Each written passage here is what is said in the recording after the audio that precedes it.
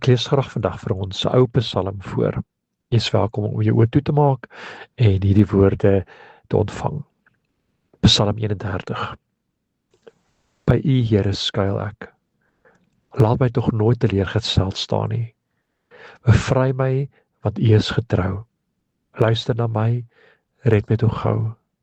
Wees my 'n rots om na toe te vlug, 'n bergvesting om my te red. Ja, U is my rots en my bergvesting. Terwille van U naam sal U my voortgaan en my lei. Bevry my uit die vangnet wat hulle vir my gestel het, want U is my toevlug.